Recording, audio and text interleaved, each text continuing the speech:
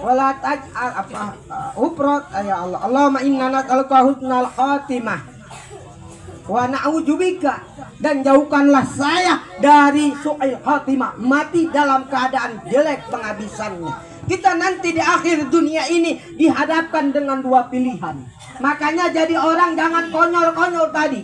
Gara-gara puyeng banyak utang, gara-gara edok kebelangsak, lah gua mati aja beres urusannya. Kalau mati salah.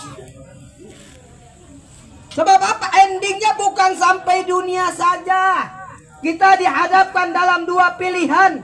Di dalam kubur pun dihadapkan dengan dua pilihan. Sering kita baca doanya, Allahumma ij'al qabrahum raudhah min riyadil jannah. Ya Allah, jadikanlah kuburnya sebagai taman daripada taman surga. Wala taj'al fi qabrihim hufratan min hufatin niran, dan jangan jadikan kuburnya menjadi jurang daripada jurang api yang panas dari neraka. Na'udzubillahi min. Itu enggak konyol di dunia selesai perkara, kagak. Dalam kubur juga tuh pilihan kita, apakah taman surga, apa jurang panas dari neraka. Tergantung amal ibadah kita di dunia. Makanya jangan konyol-konyol bunuh diri. Mending kalau orang bunuh diri langsung mati, malah tadi loncat mati kagak pincang, iya. Itulah yang namanya kematian. Makanya ayo saya mengajak saudara-saudara saya yang belum sholat, ayo kita sholat. Terlebih kita tahu bahwa kalau kita sayang sama orang tua yang udah meninggal, ayo kita sholat.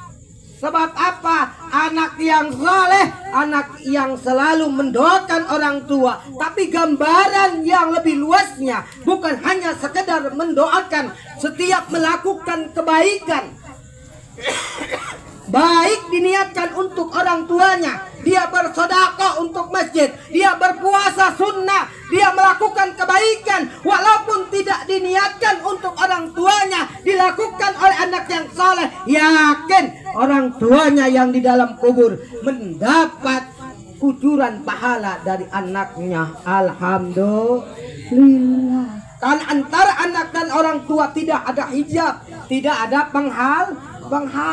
Makanya bagaimana mencerminkan anak yang soleh kalau kitanya kagak kalau kagak sholat, kapan ngedoain orang tuanya? Betul nggak? Masa ya mau ngojek Allahumma qfir li junubi, kata orang itu tukang ojek, sejak kapan gilanya? Benar nggak?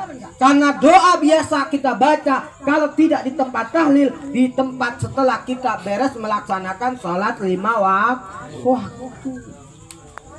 Kalau kita sayang sama orang tua, tadi anak itu tidak ada hijab antara anak dan orang tua. Walaupun nggak diniatin sedekah ke masjid untuk orang tuanya, yakin orang tuanya mendapat kotoran pahala yang dilakukan oleh anaknya.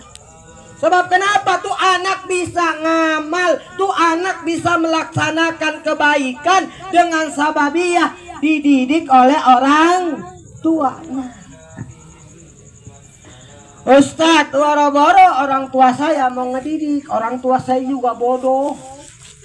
Begitu. Misalkan ada pertanyaan, orang tua dia juga nggak ngerti. Lah kita pesantren dibiayain sama orang tua, pakai duit orang tua. Boro-boro Ustadz mau ngebiayain. Orang-orang tua saya mah hidupnya kebelangsak. Punya anak, demen bikinnya doang. Giliran udah keluar anaknya diantepin sebodoh amat, diumbar begitu. Mau mati-mati, mau hidup-hidup begitu. Tetap aja walaupun kita tidak dididik, walaupun kita tidak dibiayain, adanya kita dengan sebab adanya orang tua. Makanya tuh anak yang soleh bukan hanya mendoakan, melakukan kebaikan, orang tuanya yakin mendapat kucuran pahala walaupun sudah di dalam kubur. Alhamdulillah.